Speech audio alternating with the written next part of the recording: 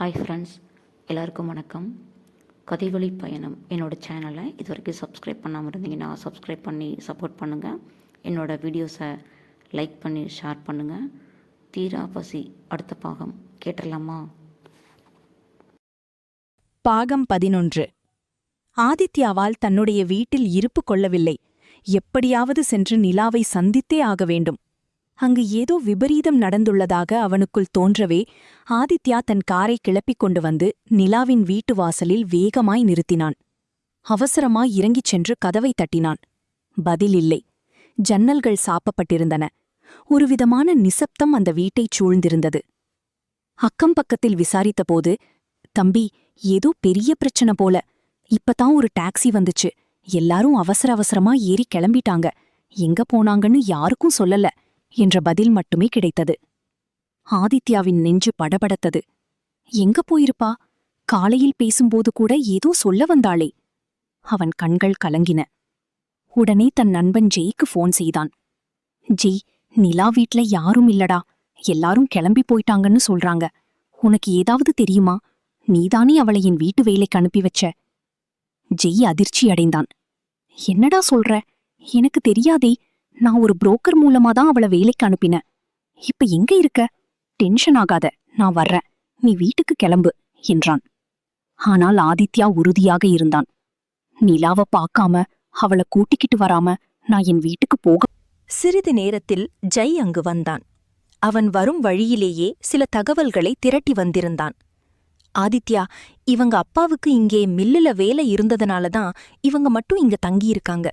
மத்தபடி இவங்க சொந்தக்காரங்க எல்லாம் ஈரோடு, சேலம் பக்கம்தான் இருக்காங்க. இந்த மாப்பிள்ளை கிருஷ்ணன் குடும்பமும் இங்கதான் இருக்கு. ஆனா நிலாவோட மத்த சொந்தங்கள் எல்லாம் அங்கதான் இருக்காங்க. அப்ப அவங்க அங்கதான் போயிருப்பாங்களா? ஆதித்யாவின் குரலில் நடுக்கம் இருந்தது. இருக்கலாண்டா. சேலம் அல்லது ஈரோடு, இந்த 2 இடத்துல எங்கேயாவதுதான் இருக்க முடியும். சரி, நீ ஈரோட்டுக்கு ஆள் அனுப்பு. நாம 2 பேரும் இப்பவே சேலம் கிளம்புறோம் என்றான் ஆதித்யா. ஜெய் அவனை ஆச்சரியமாக பார்த்தான். டி ஆதித்யா, அந்த பொண்ணு வேலைக்கு வந்து 1 மாசம் கூட ஆகல. அதுக்குள்ள உனக்கு இப்படி ஒரு காதலா? ஏதோ பல வருட காதல் போல துடிக்கிறியேடா. ஆதித்யா தூரத்து அடிவானத்தை பார்த்தபடி சொன்னான். மனசுக்கு புடிச்சிட்டா 1 வாரம் என்ன, 1 நிமிஷம் போதுண்டா. அவ கூட நான் பழகின நாட்கள் கம்மியா இருக்கலாம். ஆனா என் கற்பனையில அவ கூட நான் யுகம் யுகமா வாழ்ந்துட்டேன்டா. அவ இல்லாம என்னால இருக்க முடியாது. அடுத்த சில நிமிடங்களில் கார் மின்னல் வேகத்தில் சேலத்தை நோக்கி பறந்தது. 2 நாட்கள். சேலத்தின் மூலை முடுக்கெல்லாம் தேடிவிட்டார்கள். ஈரோட்டிலிருந்தும் தகவல் இல்லை என்றே பதில் வந்தது. ஆதித்யா பித்து பிடித்தவன் போல மாறினான். சாப்பாடில்லை, தூக்கமில்லை, அலுவலக பணிகள் எதையும் கவனிக்கவில்லை. ஒரு ஹோட்டல் அறையில் அமர்ந்து சேலம் நகர வரைபடத்தை வெறித்து பார்த்து கொண்டிருந்தான். 2 நாள் ஆயிடுச்சு ஜெய். அவளுக்கு என்ன ஆச்சோ ஏதாச்சோ எனக்கு பயமா இருக்குடா. ஒரு குழந்தையைப் போல தேம்பி அழுதான் அந்த கம்பீரமான ஆதித்யா. சேலத்தின் முக்கிய சாலைகள் அந்த இரவு முழுவதும் ஒரு விசித்திரமான பரபரப்பில் இருந்தன. ஒவ்வொரு மூலையிலும் மின்விளக்குகளின் மங்கலான ஒளிக்குள் அசைந்து கொண்டிருந்தது அந்த பெரிய பேனர்கள். கிருஷ்ணன், நிலா, இனிய திருமண வாழ்த்துக்கள் என்று சிவப்பு எழுத்துக்களில் அச்சிடப்பட்டிருந்தது. அந்த பேனரின் நடுவில் மணமகள் அலங்காரத்தில் நிற்கும் நிலா. அவன் அருகில் வெற்றிச் சிரிப்புடன் நின்றிருந்தான் கிருஷ்ணன். ஆனால் அந்த புகைப்படத்தில் ஏதோ ஒன்று தவறாக இருந்தது. நிலாவின் கண்களில் சந்தோஷமே இல்லை. அதை முதலில் கவனித்தவன் ஆதித்யாதான். காரை ஓட்டி வந்தவன் சாலையோரத்தில் அந்த பேனரை பார்த்தவுடன் திடீரென பிரேக் அடித்தான்.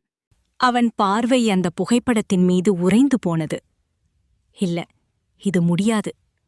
அவன் மெதுவாக தலையசைத்தான். நிலா இதுக்கு ஒருபோதும் சம்மதிக்க மாட்டா. அவன் உள்ளம் முழுக்க கோபமும் குழப்பமும் கலந்த புயல் எழுந்தது. 1 மாதம் கூட பழகவில்லை என்றாலும் நிலாவின் கண்கள் பொய் சொல்லாது என்பதை அவன் அறிவான். அந்த புகைப்படத்திலிருந்த அவளின் முகம், அது ஒரு மணமகளின் முகம் அல்ல.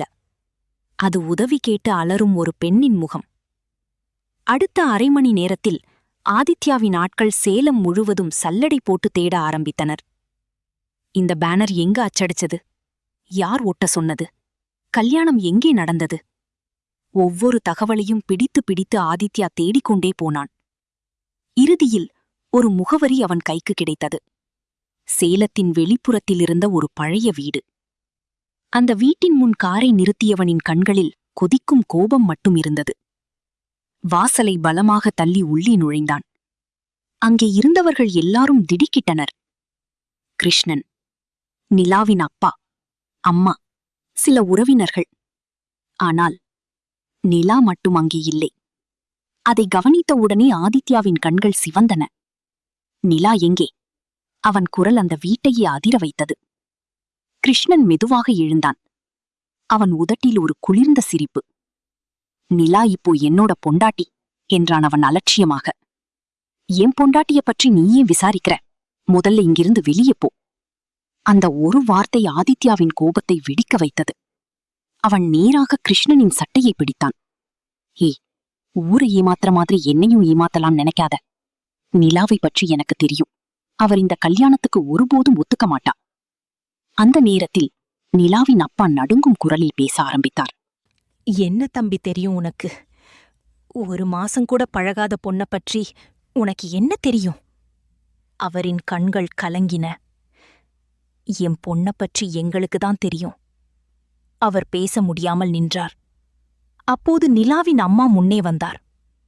அவளின் முகத்தில் கண்ணீரும் பயமும் கலந்திருந்தது. நான் கண்ணீர் விட்ட உடனே என் பொண்ணு இந்த கல்யாணத்துக்கு சம்மதிச்சா. இப்போ கிருஷ்ணன் தான் என் மாப்பிள்ளை. என் பொண்ணுக்கும் அவனுக்கும் கல்யாணம் ஆயிடுச்சு. அவள் கைகளை கூப்பி, தயவு செய்து நீங்க இங்கிருந்து போயிடுங்க.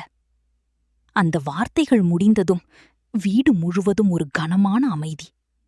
ஆனால் அந்த அமைதிக்குள் கூட ஆதித்யாவின் மனசு ஒரே விஷயத்தையே கத்திக் கொண்டிருந்தது. நிலா இங்கே இல்லை. அவள் ஆபத்துல இருக்கா. அந்த வீட்டிலிருந்து வெளியே வந்த பிறகும் ஆதித்யாவின் மனசு மட்டும் அமைதியாகவில்லை. காரின் ஸ்டியரிங்கை இறுக்கமாக பிடித்தபடி அவன் கண்முன்னே மீண்டும் மீண்டும் வந்து நின்றது அந்த பேனர். கிருஷ்ணன், நிலா. அந்த புகைப்படத்தில் மணமகள் அலங்காரத்தில் நின்றிருந்த நிலா. ஆனால் அவள் கண்களில் சந்தோஷமே இல்லை. அது ஒரு பெண்ணின் திருமண முகம் அல்ல. அது யாரோ ஒருவரிடம் உதவி கேட்டு அமைதியாக கதரும் முகம். இல்ல, ஆதித்யா தன்னைத்தானே மெதுவாக சொல்லிக் கொண்டான். நிலா இதுக்கு ஒத்துக்க மாட்டா. அவன் மனசு அதை ஏற்க மறுத்தது. ஒரு மாதம் கூட பழகாத பெண்ணாக இருந்தாலும் நிலாவின் பார்வை பொய் சொல்லாது என்பதை அவன் அறிவான். அந்த வீட்டிற்குள் போனபோது கூட அங்கே நிலா இல்லை. அவளுடைய பொருட்களே இல்லை. ஒரு பெண் அந்த வீட்டில் இருந்தால் அவள் பயன்படுத்திய புத்தகம், துணி, செருப்பு, வாசனை, ஏதாவது ஒரு தடயம் இருக்கும். ஆனால் அங்கே வெறுமை மட்டுமே இருந்தது. அதே நேரத்தில் ஆதித்யாவின் ஒருவன் அவசரமாக வந்து நின்றான். சார், ஒரு தகவல் கிடைச்சிருக்கு. ஆதித்யா உடனே அவனை நோக்கினான். சேலம் வெளியே ஒரு பழைய பண்ணை வீடு இருக்கு. அங்க தினமும் சாப்பாடு போகுது. வெளியே பாதுகாப்பு ஆளுங்க இருக்காங்க. யாரையும் உள்ளே விடமாட்டாங்களாம். அந்த ஒரு காரை எடு. சேலத்தின் எல்லைப்புறத்தை கடந்தபோது நகர விளக்குகள் மெதுவாக மறைந்தன. இருட்டின் நடுவே தனியாக நின்றிருந்தது அந்த பழைய பண்ணை வீடு. வெளியே 2 ஆட்கள் நின்று கொண்டிருந்தனர். ஆனால் ஆதித்யா காரிலிருந்து இறங்கிய வேகம் பார்த்ததும் அவர்கள் தடுமாறினர். டேய்! அவர்கள் பேசுவதற்குள் ஆதித்யாவின் குத்து ஒருவனை கீழே தள்ளியது. மற்றொருவனை அவன் ஆட்கள் பிடித்துக் கொண்டனர். நிலா எங்கே? ஆதித்யாவின் குரல் அந்த இரவையே கிழித்தது. யாரும் பதில் சொல்லவில்லை. அவன் நேராக வீட்டுக்குள் பாய்ந்தான். பழைய மரவாசல்கள், மங்கலான மின்விளக்கு, பயமுறுத்தும் அமைதி. அதன் நடுவே ஒரு அறை மட்டும் உள்ளிருந்து பூட்டப்பட்டிருந்தது. ஆதித்யாவின் இதயம் வேகமாக துடித்தது. நிலா? அவன் கதவை பலமாக தட்டினான். உள்ளிருந்து மெலிந்த அழுகைச் சத்தம். அடுத்த நொடி அவன் கதவை உடைத்தான். கதவு திறந்தவுடன் அவன் கண்கள் உறைந்து போனது. அங்கே அறையின் மூலையில் சுருண்டபடி அமர்ந்திருந்தாள் நிலா. மிகவும் பலவீனமாக. கண்கள் வீங்கியிருந்தன. முகம் முழுக்க கண்ணீரின் தடங்கள். ஆனால் ஆதித்யாவை பார்த்த அந்த நொடி அவள் கண்களில் உயிர் திரும்பியது. எங்க? அவள் எழுந்து ஓட முயன்றாள். ஆனால் பலவீனத்தில் தடுமாறினாள். ஆதித்யா வேகமாக சென்று அவளை தாங்கிக் கொண்டான். அந்த நொடி நிலா உடைந்து அழுதாள். எனக்கு தெரியும், நீங்க வருவீங்கன்னு எனக்கு தெரியும். அவள் அவன் சட்டையை பிடித்து கதறினாள். ஆதித்யாவின் கைகளும் அவளை இன்னும் இறுக்கமாக அணைத்துக் கொண்டது. முடிஞ்சிடுச்சு நிலா, நான் வந்துட்டேன் என்றான் ஆதித்யா. அந்த நேரத்தில் வெளியே கார்களின் சத்தம் கேட்டது. சில நொடிகளில் கிருஷ்ணன் உள்ளே நுழைந்தான். அவன் முகத்தில் இருந்த கோபமும் வெறுப்பும் அந்த அறையையே கனமாக்கியது. அவளை விடு என்றான் கிருஷ்ணன். ஆதித்யா மெதுவாக திரும்பினான். இவ்வளவு தூரம் வந்துட்டியா என்ற கிருஷ்ணன் சிரித்தான். மேலும், நிலா என்னை காதலிக்கலைன்னு எனக்கு தெரியும். ஆனா அவள உன்னோட வாழ விடமாட்டேன். அவன் குரல் விஷமாக இருந்தது. அவ எனக்குதான். அந்த வார்த்தை முடிவதற்குள் ஆதித்யாவின் குத்து நேராக கிருஷ்ணனின் முகத்தில் விழுந்தது. கிருஷ்ணன் கீழே விழுந்தான். காதல் பிச்சை கேட்டு வாங்குறதில்லடா. ஆதித்யாவின் குரல் முழங்கியது. அடுத்த சில நொடிகளில் இருவருக்கும் கடுமையான சண்டை ஆரம்பித்தது. நிலா பயந்து பார்த்து கொண்டிருந்தாள். கிருஷ்ணன் மீண்டும் எழுந்து நிலாவை நோக்கி வந்தான். நீ என் கூடதான் வரணும் என்று அவள் கையை பிடிக்க முயன்றான். ஆனால் இந்த முறை நிலா பின்வாங்கவில்லை. அவள் அவன் கையை தட்டிவிட்டாள். போதும். அந்த குரலில் முதல் முறையாக தைரியம் இருந்தது. நான் ஒரு பொருள் இல்ல, யாரு வேண்டுமானாலும் தூக்கிட்டு போக. அவள் கண்களில் கண்ணீர் இருந்தது. ஆனால் அந்த கண்ணீருக்குள் ஒரு நெருப்பு இருந்தது. என்னை யாராலும் கட்டாயப்படுத்த முடியாது. அந்த வார்த்தைகள் கிருஷ்ணனை ஒரு நொடி அமைதியாக்கியது. அதே நேரத்தில் வெளியே இன்னொரு கார் வந்து நின்றது. நிலாவின் அப்பா, அம்மா அவர்கள் ஓடி வந்தனர். நிலாவை பார்த்தவுடன் அவளின் அம்மா உடைந்து அழுதார். நிலா. நிலாவின் அப்பாவின் கண்களும் கலங்கின. அவர் ஆதித்யாவை பார்த்தார். எங்கள மன்னிச்சிடு தம்பி. அவரின் குரல் நடுங்கியது. அவ எங்கள மிரட்டினான். ஆமாம் தம்பி, நாங்க நிலாவை கூட்டிக்கிட்டு ஊர்லேருந்து கிளம்பி இங்க வந்ததுக்கப்புறம்தான் தெரிஞ்சது இந்த கிருஷ்ணன் ரொம்ப மோசமானவன் என்று.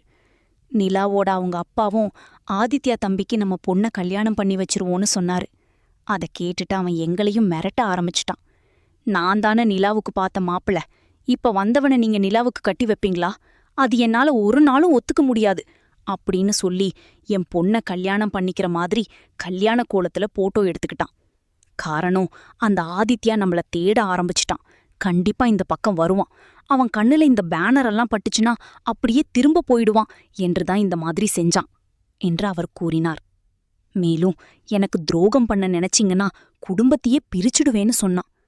ஆரம்பத்துல எங்களுக்கும் உங்க மேல அவ்வளவா நம்பிக்கை இல்லதான். ஆனா இங்க வந்ததுக்கப்புறம் என் பொண்ணோட தீவிரமான பேச்சு, உங்க மேல இருந்த காதல், அதுல அவளுக்கு இருந்த மன உறுதி, இது எல்லாம் பார்த்து எங்களுக்கு ரொம்ப பிரமிப்பா இருந்தது.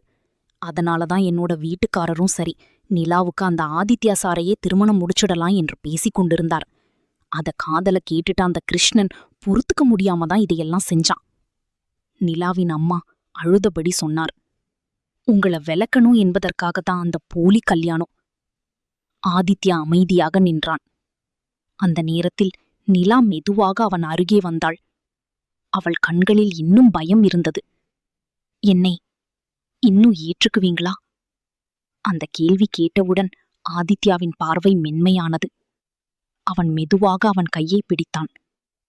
நீ எப்பவுமே என்னோடவதான். அந்த நொடி நிலா அழுதபடி அவனை அணைத்துக் கொண்டாள். சில நாட்கள் கழித்து அதே சேலம். ஆனால் இப்போது அந்த நகரம் வேற மாதிரி தோன்றியது. சிம்பிளான ஒரு கோவில். ஆதித்யா மற்றும் நிலாவின் குடும்பத்தினர் மட்டும். அது ஆதித்யாவிற்கு இருக்கும் வசதிக்கு பிரம்மாண்டமாகவே திருமணத்தை நடத்தியிருக்கலாம். ஆனால் அந்த பிரம்மாண்டத்தை ஆதித்யா விரும்பவில்லை. நிலா சிவப்பு நிற புடவையில் அமைதியாக அமர்ந்திருந்தாள்.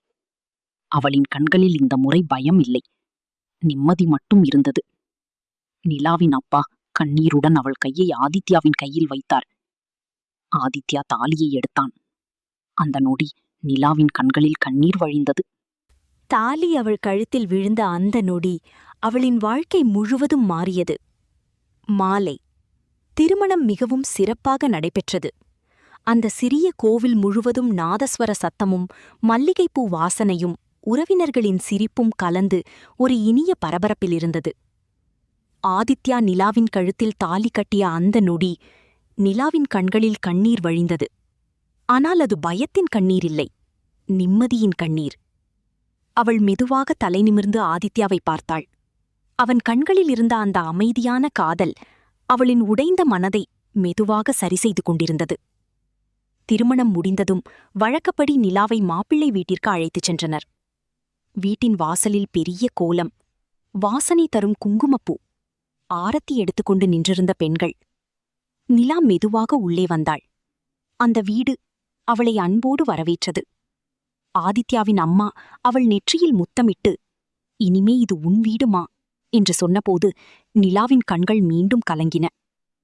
அந்த நாள் முழுவதும் வீட்டில் சிரிப்பும் சந்தோஷமும் நிறைந்திருந்தது. உறவினர்கள் எல்லோரும் புதிய மணமக்களை சுற்றி கலாய்த்துக் கொண்டிருந்தனர். ஆதித்யா மட்டும் அமைதியாக இருந்தாலும் அவன் பார்வை எப்போதும் நிலாவை விட்டு விலகவில்லை. அதை கவனித்த நிலா வெட்கப்பட்டு தலை குனிந்தாள். அங்கே பெரிய இரவு விருந்து ஏற்பாடு செய்யப்பட்டிருந்தது. வீடு முழுவதும் விளக்குகள் மின்னின. இசை சத்தம், சிரிப்புகள், கலாய்ப்புகள் எல்லாமும் சேர்ந்து அந்த இரவை இன்னும் அழகாக்கின. உறவினர்கள் அனைவரும் புதிய ஜோடியை சுற்றி நின்று பேசிக் கொண்டிருந்தனர். "மாப்பிள்ள, இப்பவே இவ்வளவு சீரியஸா இருந்தா எப்படி?" என்று ஒருவன் கலாய்த்ததும் அனைவரும் சிரித்தனர். நிலா வெட்கத்தில் முகத்தை திருப்பிக் கொண்டாள். ஆதித்யா மட்டும் அவளை பார்த்தபடி சிரித்தான். விருந்து முடிந்து இரவு ஆழமாகிய போது வீட்டில் இருந்தவர்கள் மணமக்கள் தங்குவதற்காக அறையை தயார் செய்து கொண்டிருந்தனர். அந்த நேரத்தில் ஆதித்யா மெதுவாக எழுந்தான். "தாத்தா" அவன் அமைதியாக அழைத்தான். அனைவரும் அவனை நோக்கித் திரும்பினர். "நாங்க பண்ணை வீட்டுக்கு போறோம்." ஒரு நொடி அனைவரும் அமைதியாகிவிட்டனர். "இந்த தடவை அங்கதான் இருக்கணும்னு தோணுது." அவன் குரல் மெதுவாக இருந்தாலும் அதில் ஒரு உணர்வு இருந்தது. ஏனென்றால் அதே பண்ணை வீடுதான். நிலா பார்த்து பயந்து அழுத இடம். இப்போது அதே இடத்தை அவளின் இனிய நினைவாக மாற்ற வேண்டுமென்று ஆதித்யா நினைத்தான். அதை புரிந்து கொண்ட பெரியவர்கள் மெதுவாக சிரித்தனர். "சரிப்பா, மறு வீட்டிற்கு அழைத்துள்ளனர். நிலாவின் வீட்டிற்கு சென்றுவிட்டு அங்கு செல்லுங்கள்" என்று கூறினார். மாலையில் மறுவீடு அழைப்பிற்காக அவர்கள் மீண்டும் நிலாவின் வீட்டிற்கு சென்றனர். அங்கே நிலாவின் அப்பா மகளை பார்த்தவுடன் கண்களை துடைத்துக் கொண்டார். "என் பொண்ணு இவ்வளவு சந்தோஷமா இருக்கிறத பார்த்தா போதும்" என்று மனதிற்குள் சொல்லிக் கொண்டார். நிலாவின் அம்மா அன்பாக சாப்பாடு பரிமாறிக்கொண்டே இருந்தார். அந்த வீட்டில் பல நாட்களுக்குப் பிறகு நிம்மதி திரும்பியிருந்தது. ஆதித்யாவும் அமைதியாக அனைவருடனும் கலந்து கொண்டான். முன்பு இருந்த கோபம், தவறான புரிதல், பயம் அனைத்தும் மெதுவாக கரைந்து போயிருந்தது. இரவு ஆகும்போது அதுக்காகவும் நிலாவும் அங்குள்ள அனைவரிடமும் விடை பெற்றுக் கொண்டு அவர்கள் மீண்டும் ஆதித்யாவின் பண்ணை வீட்டை நோக்கி செல்ல தயாராகினர். நிலா அமைதியாக ஆதித்யாவை பார்த்தாள். அவன் அவள் கையை மெதுவாக பிடித்தான். "வா." அந்த ஒரு வார்த்தையில் கூட அவளுக்கு பாதுகாப்பு இருந்தது. சில நிமிடங்களில் கார் இரவின் அமைதியை கிழித்துக்கொண்டு பண்ணை வீட்டை நோக்கிச் சென்றது. வெளியே நிலவொளி. சாலையின் இருபுறமும் அமைதியான மரங்கள். காருக்குள் மென்மையான அமைதி. நிலா ஜன்னல் வழியாக வெளியே பார்த்துக் கொண்டிருந்தாள். திடீரென ஆதித்யாவின் கை அவர் விரல்களை மெதுவாக தொட்டது. அவள் திரும்பி பார்த்தாள். அவன் பார்வை மட்டும் அவள் மீதே இருந்தது. "என்ன?" நிலா மெதுவாக கேட்டாள். ஆதித்யா சிரித்தான். "இப்போதான் நிம்மதியா இருக்கு." "ஏன்?" "நீ என்னோட இருக்க." அந்த பதில் கேட்டவுடன் நிலாவின் கன்னங்கள் சிவந்தன.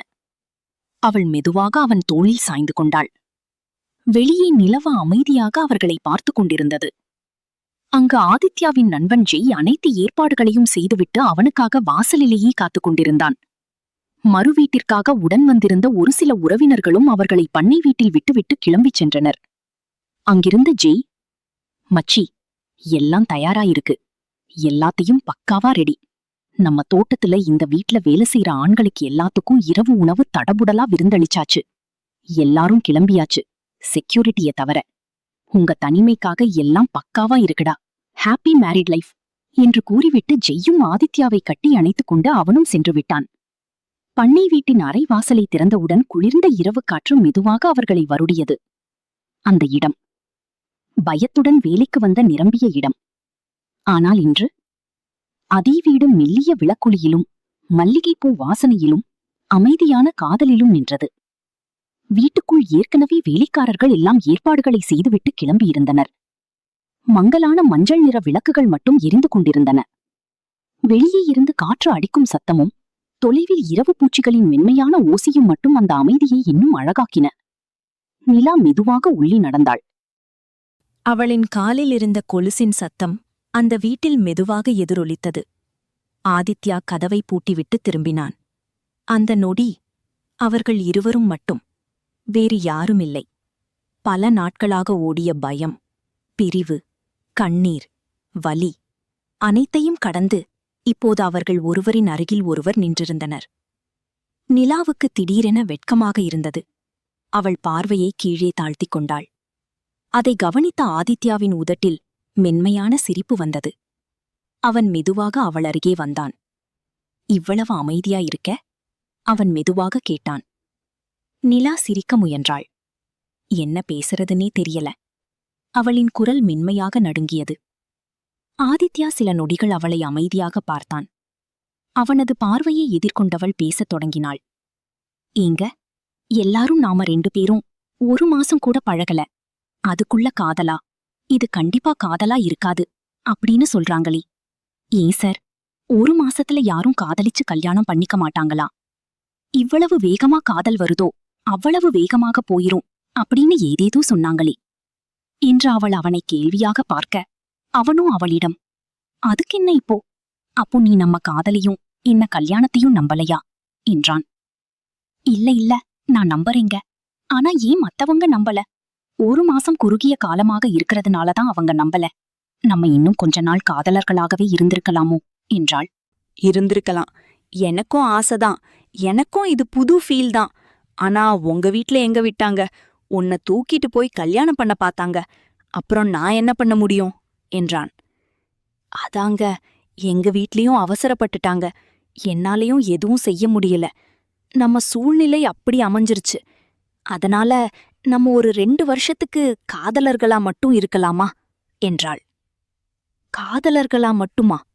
கல்யாணம் பண்ணிக்கிட்டு காதலர்களா மட்டும் இருக்கலாமா? இவ்ளோ அழகான பொண்டாட்டிய பக்கத்துல வச்சுக்கிட்டு எதுவும் பண்ணாம காதலனா மட்டும் இருக்கணும்னா எப்படிடி? என்னாலலாம் அப்படி இருக்க முடியாது. புருஷனாவும் இருப்பேன், காதலனாவும் இருப்பேன். ஓகேவா என்று கூறிக்கொண்டே கண்ணடித்தான். 2 பேருக்குள்ள புரிதல் ஏற்படுவதற்கு பல வருடங்கள் ஆகணும்னு அவசியம் இல்ல நிலா. மனசு 2ம் ஒண்ணுபட்டுச்சுன்னா அவங்களுக்குள்ள என்ன குறை நிறை இருந்தாலும் மனசு அவங்கள அப்படியே ஏத்துக்கும். அதுக்கு பல வருடங்கள் தான் ஆகணும்னு அவசியம் இல்ல. ஓரிரு நாட்களே போதும் என்றான். அவனது இந்த விளக்கம் அவளை மிகவும் கவர்ந்தது. மேலும், கல்யாணத்துக்கு அப்புறமும் ஒரு அழகான காதல் இருக்கு தெரியுமா? அது இன்னும் நமக்குள்ள ஆழமான புரிதலைத்தான் அதிகப்படுத்தும் என்றான். அதை கேட்ட நிலா புன்னகைத்துக் கொண்டே சரி என்று தலையசைத்தாள். அந்த முகத்தை இவ்வளவு நெருக்கமாக, இவ்வளவு நிம்மதியாக பார்க்கும் நாள் விரைவில் வேண்டுமென்று அவன் ஏங்கிக் கிடந்தான். அவன் மெதுவாக கையை நீட்டி அவள் கன்னத்தில் விழுந்திருந்த கூந்தலை ஒதுக்கினான். அந்த ஸ்பரிசத்தில் நிலா மெதுவாக கண்களை மூடினாள். பயமாயிருக்கா? அவன் மெதுவாக கேட்டான். அவள் மெதுவாக தலையசைத்தாள். இல்ல.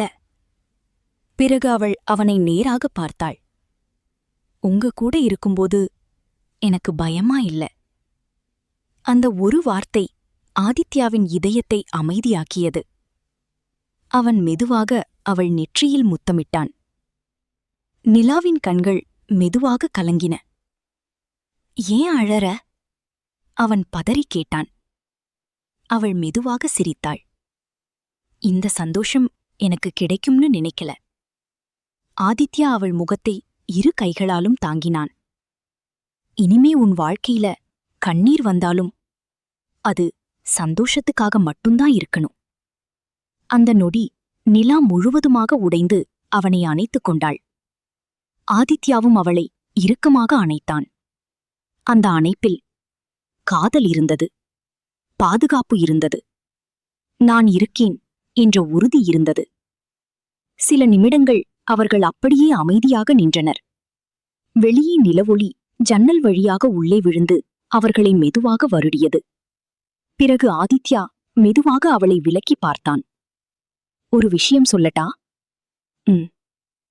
இவ்வளவு நாள் நான் தேடிய நிம்மதி இப்போதான் கிடைச்சிருக்கு. நிலா வெட்கத்தில் சிரித்தாள். அவளின் கன்னங்கள் சிவந்தன. ஆதித்யா அவள் கையை பிடித்து மெதுவாக அறைக்குள் அழைத்துச் சென்றான். அந்த அறை முழுவதும் துளசி வாசனை. மென்மையான வெள்ளை திரைகள் காற்றில் ஆடிக்கொண்டிருந்தன. அந்த இரவு அவர்களுக்குள் வார்த்தைகள் குறைந்திருந்தாலும் இதயங்கள் நிறைய பேசிக் கொண்டிருந்தன. நிலா மெதுவாக அவன் தோளில் சாய்ந்து கொண்டாள். ஆதித்யா அவன் விரல்களை தனது விரல்களோடு கோர்த்து கொண்டான். அந்த சிறிய தொடுதலிலேயே அவளின் இதயம் வேகமாக துடித்தது. அவன் அவள் காதலியை நெருங்கி மெதுவாக சொன்னான், இனிமே எந்த சூழ்நிலையிலும் உன்னை நான் விடமாட்டேன். நிலா கண்களை மூடி சிரித்தாள். அவளின் முகத்தில் அந்த நொடி இருந்த நிம்மதி பல போராட்டங்களுக்குப் பிறகு கிடைத்த அமைதி போல் இருந்தது. வெளியே நிலவு மெதுவாக நகர்ந்து கொண்டிருந்தது. உள்ளே மங்கலான அந்த அறை முழுவதும் அமைதியே நிரம்பியிருந்தது. ஜன்னல் திரைகளை தாண்டி வந்த நிலவொளி மெதுவாக தரையில் பரவியபடி அவர்களின் நிழல்களை ஒன்றாக கலக்கச் செய்தது. வெளியே இரவு ஆழமாகிக் கொண்டிருந்தது. ஆனால் அந்த சிறிய பண்ணை வீட்டுக்குள் மட்டும் 2 இதயங்கள் மெதுவாக ஒருவரையொருவர் உணர்ந்து கொண்டிருந்தன. நிலா மெதுவாக ஆதித்யாவின் அருகில் நின்றாள். அவளின் மூச்சுக்காற்றே அவன் முகத்தை வருடும் அளவுக்கு நெருக்கம். அந்த நெருக்கத்தில் கூட அவளுக்கு பயம் இல்லை, வெட்கம் மட்டும். ஆதித்யா அவளை பார்த்து கொண்டே இருந்தான். இவ்வளவு நாள் தேடிய வாழ்க்கை, இவ்வளவு நாள் தவித்த காதல் இப்போது அவன் கைகளுக்குள் நின்று கொண்டிருந்தது. அவன் மெதுவாக அவளின் முகத்தை கைகளில் ஏந்தினான். நிலாவின் கண்கள் வெட்கத்தில் மூடியன. அந்த நடுங்கும் நொடியில் ஆதித்யா அவளின் நெற்றியில் மெதுவாக இதழ் பதித்தான். பிறகு அவள் கன்னம், அவள் மூடிய கண்கள், அவள் நடுங்கும் விரல்கள் ஒவ்வொன்றையும் காதலாக வருடினான். நிலா மெதுவாக அவன் சட்டையை பிடித்துக் கொண்டாள். அந்த தொடுதலிலேயே அவளின் இதயம் வேகமாக துடித்தது. ஆதித்யா அவளை இன்னும் நெருக்கமாக அணைத்தான். அவளின் மூச்சு அவன் மார்பில் கரைந்தது. பல நாட்களாக அவளுக்குள் தேங்கியிருந்த பயங்களும் கண்ணீர்களும் அந்த அணைப்புக்குள் மெதுவாக கரைந்து போயின. ஈங்க, அவள் மெதுவாக அழைத்தாள். அந்த குரலில் இருந்த காதல் ஆதித்யாவின் உள்ளத்தை முழுவதுமாக உருக வைத்தது. அவன் அவளின் முகத்தை நிமிர்த்தினான். அவர்களின் பார்வைகள் ஒன்றோடொன்று கலந்தன. அடுத்த நொடி அவன் மெதுவாக அவளது இதழ்களை சிறைப்பிடித்தான். அந்த முத்தத்தில் அவசரமில்லை, உரிமை மட்டும் இருந்தது. பல பிரிவுகளையும் வலிகளையும் காத்திருப்புகளையும் கடந்து ஒருவரை ஒருவர் அடைந்த 2 உயிர்களின் அமைதியான காதல் இருந்தது. நிலா மெதுவாக கண்களை மூடி அவனுக்குள் கரைந்தாள். அவளது விரல்கள் அவன் தோள்களை இறுகப் பற்றிக் கொண்டன. அந்த இரவில் ஜன்னல் வழியாக வந்த நிலவொளி மட்டும் அவர்களை அமைதியாக பார்த்து கொண்டிருந்தது. ஆதித்யாவின் காதல் அவளின் உடைந்த மனதின் ஒவ்வொரு காயத்தையும் மெதுவாக வருடி ஆற்றியது. நிலாவும் அவன் உள்ளத்தில் எத்தனை நாள் தீராமல் எரிந்து கொண்டிருந்த காதல் பசியை தனது அன்பால் மெதுவாக நிறைத்துக் கொண்டிருந்தாள்.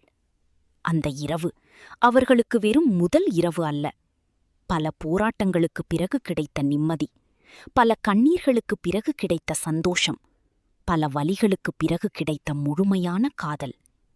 இரவு இன்னும் ஆழமாகிக் கொண்டிருந்தது.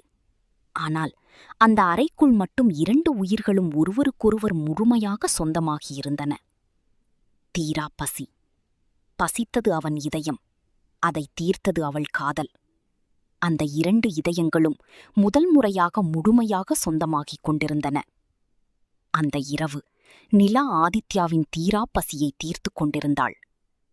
சுபம். மீண்டும் ஓர் அழகான காதல் கதையுடன் உங்களை சந்திக்கிறேன். நன்றி.